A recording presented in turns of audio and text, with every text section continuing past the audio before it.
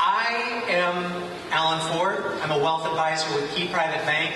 I am very happy to meet those of you who are or will become new friends and those of you who have been friends for a while to see you here this evening.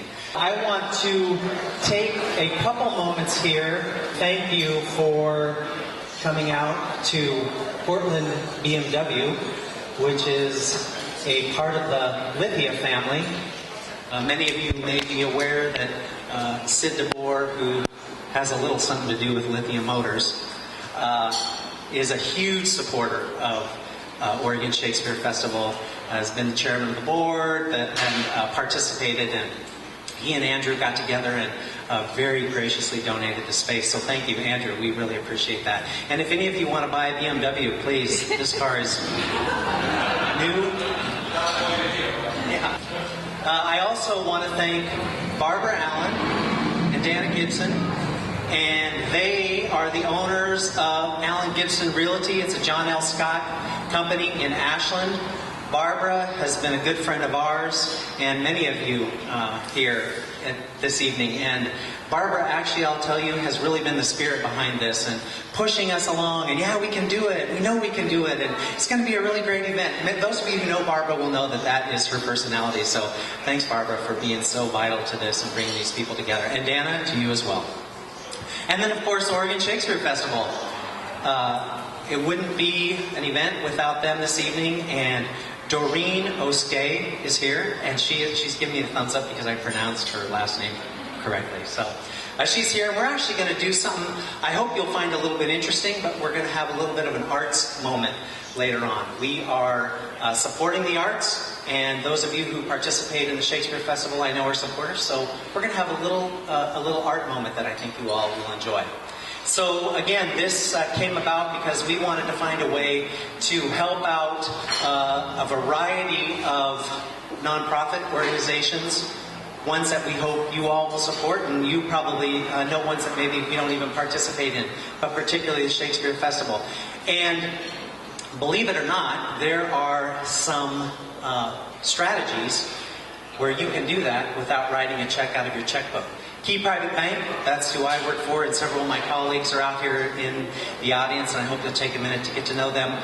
We are the full-service wealth management firm inside Key Bank, and we are a planning-based organization. Yes, we manage money, but what we really do is help people discover and articulate their goals, and then build a plan that's uniquely designed for them to help them reach their goal. Whether or not it be through investment management, charitable giving, business planning, investment planning, estate and will planning, all those kind of things that are involved in your general kind of wealth management needs, we help our clients work in that. So Jeanette's going to talk to you today about gifting appreciated stock. Jeanette. Why not write a check? I can hold that. Well, funny enough, you'll notice a tiny accent. Most people ask if I'm Canadian, so when I talk to the New York Stock Exchange, they ask me if I was from Canada. When I speak German, I have a Dutch accent. I don't know why, but it's there. So I gotta go, oh boy. All right, so as Alan mentioned, why not gift with the checkbook? And some of you know, because I've helped you maybe not, gift in a different way. When you think of the stock market this year, and I were to tell you, let's gift this week to your favorite charity, the one we're supporting today, you'd probably say you're a little crazy. The stock market's only up 1% for the year, or maybe even 0. Well, that's not so true when you look at individual stocks. So we have a little packet for you to take a look. I did some math and some fun for you. Well, fun for me. Would anybody here be surprised to know that for 1 year, Starbucks is up over about 48%. With the rise in the market today, probably up over 50%. So I put a little thing together for you. Let's say you were to gift $100,000 of Starbucks today. That means last year you paid $60,000 about for that stock, and you were able to gift it today for $100,000. Not only is there a point that it appreciated, right? The bigger thing, though, is, especially if you live here in Oregon, we pay a lot of tax. You got to pay tax on your capital gains for 1 year, right? So what I put together for you to see is that you're probably going to pay 20% federal tax if you were to sell that Starbucks to get that $100,000 to gift.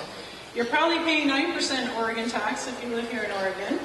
There's another new nasty called the net investment income tax. It's 3.8%. So you add that all together. If you were to sell something long term to gift, you're now at 33% sales tax altogether. Well, when you gift an appreciated stock, you don't pay any capital gain. And the reason is, when we transfer, let's say Starbucks for you, the nonprofit will get the gift of that $100,000. You get rid of your cost basis. So that is why when we joke, do not write with your checkbook. Let us help you decide on what we should gift for you. This is the biggest reasons. We can help you save tax. You can still get your donation. I can repurchase Starbucks for you today at a new cost basis, and we can continue to hold it. So if you have any questions, and like I said, I put a really simple, I think, diagram together. I can go over it with you. There's much better ways to be gifting. So it is really, really, really simple to gift stock. So if you're working with a portfolio manager such as myself, all you need to tell me is what is the dollar amount, what is the organization, and we take care of the rest. We transfer the asset for you. They know about the donation. It is very, very, very easy. If you're not working with us, I don't know how easy it is, but I know with us it's very, very easy. Just a little. That means if you're not working with us, you should be. So Jeanette told me earlier this evening that we actually have quite a few clients down in the Southern Oregon, Ashland, Medford, Grants Pass, etc. area. And she said, hey, I just donated appreciated stock today for one of our clients who lives in Ashland to the Oregon Shakespeare Festival. So that was not planned, by the way. But we do this kind of thing all the time, and I know that many of you may do this, but if you're not, it certainly is a strategy that we think bears consideration. Other strategies would be to make a donation into a charitable trust. And the two popular ones out there are charitable remainder trusts and charitable lead trusts. And the big difference between those two is who gets the present interest, the income off of the asset. So you donate $1 million of Starbucks stock into a trust, the asset is sold, and there's an income stream that comes back to the present interest beneficiary. If it's a charitable remainder trust, the family is going to receive back that annuity stream. If it's a lead trust, the charity gets that income stream, and it could last for 20 years, lifetime. We pick a specific amount of time that's going to meet your needs in terms of how much you want to give to the charity versus how much you need back. At the end of that period, the balance goes, if it's a remainder trust, goes to the charity, and if it's a lead trust, the balance goes back to kids, to family members, and that could be grandchildren. And that's a really popular strategy with larger amounts, real estate, corporate stock. Donor advised funds. Those are another popular gift where you're making a transfer of assets to the donor advised fund. It's a community foundation in essence. You're going to get an immediate charitable tax benefit from that. And I think of a donor advised fund as something like a charitable IRA. You know the money is there, and you have the ability to write a check to a specific IRS approved charity whenever you want. So if some tragedy happens and you want to write a check, you've got your charitable quote-unquote IRA, your donor advised fund already funded, and you can write a check to as many different charities as you want.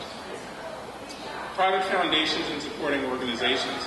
These are typically reserved for large gifts. The average the statistics on the average foundation is about $1.2 million.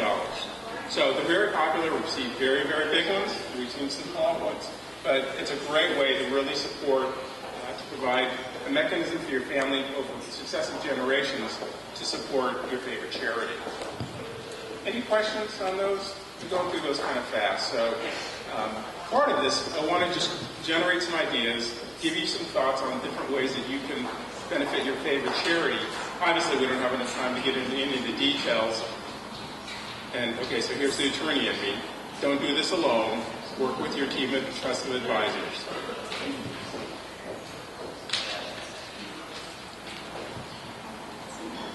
So gifting highly appreciated assets. I want to talk just a little bit about charitable remainder trusts and charitable lead trusts. And the reason being is that these are two really fantastic strategies, particularly in the estate planning world, to be able to benefit a charity. You're going to get a great tax deduction. You need to work with your financial advisor to be able to model out in terms of how much do you want to get back from that $1 million gift. You're going to get an annuity stream. You play with those numbers to be able to say, I want to benefit the charity, so you're balancing the income that the present interest beneficiary is going to get versus the future interest beneficiary.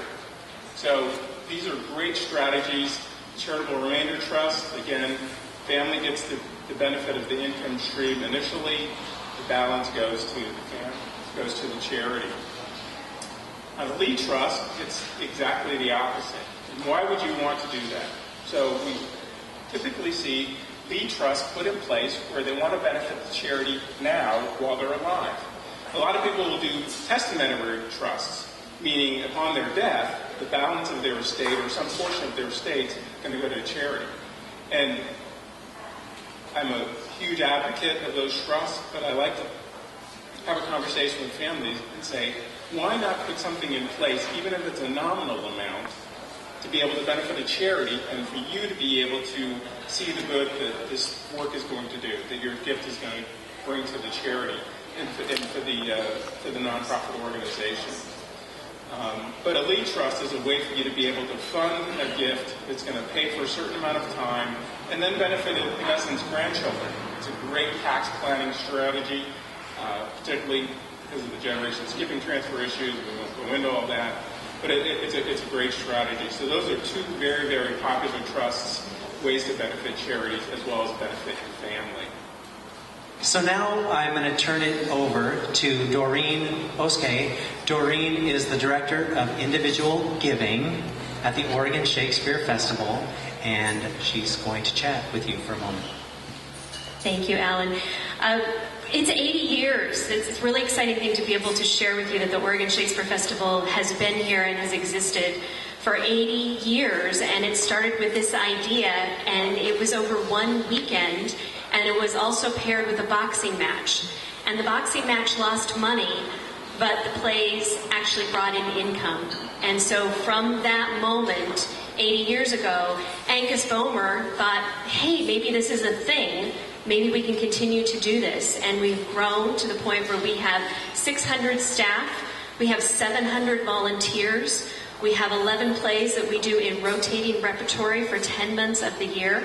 I mean, it's a pretty fantastic organization. I mean, this year alone, we're going to have at least 8 productions that are going to be on the road at any given time that started at the Oregon Shakespeare Festival, and it's because of generosity of people like you that you believed in that dream. I mean, the sexy fact, we bring 400,000 people to the state of Oregon every year. 400,000 unique individuals come to see plays at the Oregon Shakespeare Festival, bringing to the Oregon economy, you ready? $290 million. So just let that sink in.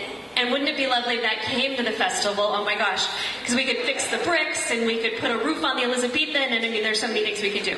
But until that day happens, it's pretty phenomenal, the generosity that does exist. This morning, I got to spend time with a group of ladies. They wanted to be here tonight, but one of them's having cataract surgery and couldn't reschedule it. They're giving us their condo in Ashland. And they started a conversation with me. I brought in Barbara and Dana. We were able to talk about this opportunity to provide. They have several homes. They don't need this one anymore. They thought, wouldn't it be great to give it to the festival? And we need housing. I mean, we have 700 people that, you know, when our actors come to town, we need to put them up somewhere. Our directors, our designers, our choreographers, I mean, the musicians. I mean, even musicians need to have a place to sleep. So it's really incredible that somebody, out of the generosity of their hearts, said, here, have this home. And they're giving it to us as an outright gift. It's outside the magic circle of half a mile from the festival. So we will sell it, and we'll work with Barbara and Dana to do that. But then those funds will come into education as their designation for that. And so it's really wonderful that somebody can just take this idea and say, yes, please make this happen, and please support the arts. And it's my privilege to share with you this friend of mine, Mr. Miles Fletcher, who I know for a fact the festival changed his life. He came as a young student, he did summer seminar, he was able to go out on the road, and as he likes to say, he was a missionary for Shakespeare. He knocked on the door and said, can I share the word of Shakespeare with you? And his life, I think, has been greatly enriched. I know mine has been from knowing Miles as an actor, as a director, as just a human being who's such a bright spirit. And I wanted Miles to be here to share with you what the festival means to him on a personal level and where his journey has taken him. And the last thing that Miles did for us on stage is he was Jack in Into the Woods for us. And he actually sang down the giants in the sky to the point where there was so much lightning, thunder, and rain that we had to stop the show for 40 minutes. And I tell you what, the audience stayed, and they came back when the rain stopped. And it was like Beyonce had come down from the clouds when he came out to finish that song. I mean, it was incredible. So, ladies and gentlemen, my friend, Miles Fletcher. I believe this was referred to as the art moment portion of the evening, right? Not much of an art moment other than me sharing some passion and some love, although art moment sounds like the name of my new hipster Portland band, so I'm coining that. Thank you all, number one, for showing up tonight, but also for supporting the arts in this world. Thank you. And for considering supporting it even further. As Doreen mentioned, my life has been hugely shaped by the Oregon Shakespeare Festival, flat out. And I could go on and on and on, and I won't. But I'll tell you a few things. When it was my first day on the job as an actor, I remember we were all 600 of us sitting in the Bomer Theater during our big initiation celebration in January, and Mallory Pierce, the marketing director, she gave a presentation that was, you know, kind of marketing 101 about the company. She said, Harley Davidson doesn't sell motorcycles, they sell rebellion, right? And Volvo doesn't sell cars, they sell safety. And I suppose I should extend that, seeing our hosts around us. BMW doesn't sell cars either, they sell luxury, right? And my father buys a lot of that luxury. The Oregon Shakespeare Festival doesn't sell tickets, they sell connection. And that was the word that she used that day, and you can insert many words there, but I believe that there is a kind of magic in that corner of the world, Ashland, Oregon, and if you have been, you know the magic. And I think the magic has to do with that simple idea, connection. And the connections that the Oregon Shakespeare Festival extends to the world are the reason that I stand here and am the man that I am today. When I was 12, I connected with the Shakespeare Festival for the first time. I'm not going to give you the whole sob story, but middle school was not pretty for me, people, okay? It was not easy. I went to a pretty podunk school. We didn't have a theater department, and I was the one kid in a lot of ways, right? Oregon Shakespeare Festival was coming to town. They weren't coming to my school, but they were coming to the local community college, which they're with their touring, student production. I skipped class to be there, with full support of my parents, of course. And while I was in the audience that day, my eyes were wide, my jaw was hanging open. I was transformed. And quite literally, the Shakespeare Festival connected with me because one of the actors, Juan LeBron, at one point in the performance, leapt off the stage, needed a volunteer of some variety. In the story I tell myself, I was, mortified, and he had to pry me from my seat. Of course, I was probably asking for it, but I was the volunteer. He reached out his hand for me. Connection, right? I went on to be a student in the summer seminar for high school juniors, which is a program that the festival hosts every August. They bring 64 high school students from across the globe. There was a Brit among us that year, and trust me, when he opened his mouth on the first day, all the girls were like, "Who's that?" But there were 64 of us. We're all there for 3 weeks. We see all the plays. We have acting classes. We learn so much about the way the festival works. I got to go because of a very generous woman in my community who gives a kind of scholarship every year for a student to go to the summer seminar. Connection. While I was at the festival, I spent 4 seasons there. I got a paycheck for being an actor, but I was encouraged to do anything I dreamt of doing. And during my time with the company, I got to work with development, I got to work with marketing, I got to dabble in video editing, I got to give tours, I got to teach classes, I got to produce the annual HIV/AIDS fundraiser, which is called the Daedalus Project, and I worked on many aspects of that. And it was the opportunities to express myself in a number of different ways, I believe, that have precipitated to where I am right now, which is somewhere completely different, by the way. I'm in school for medicine. Hello. So change of pace for me, and yet I still feel such a member of the family that is the Oregon Shakespeare Festival. Because the connection reaches far. It reaches around the globe, and it lasts forever.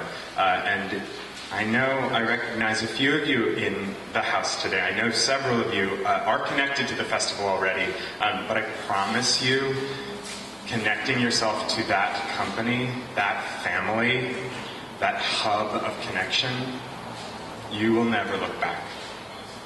You will never look back. You will be changed forever. And thank you. And enjoy the rest of your evening and drink some of the wine. And Rogue Creamery is here, best blue cheese in the world. Lily Bell chocolate, also some of the best chocolate in the world, coming from Southern Oregon. Thank you all.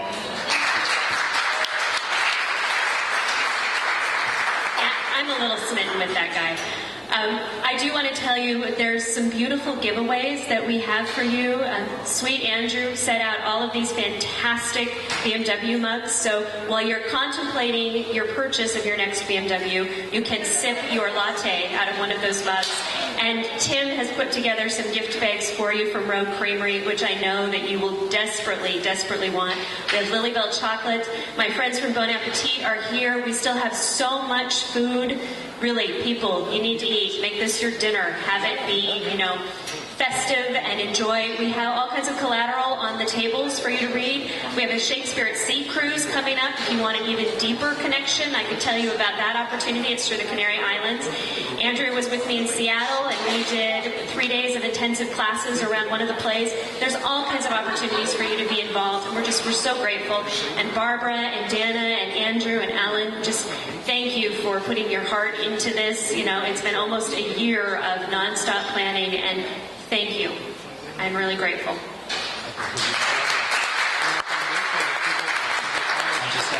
Thanks everyone for being here. It's been our pleasure. Enjoy the food, the wine, each other's company. If you don't know somebody, go introduce yourself. Good night.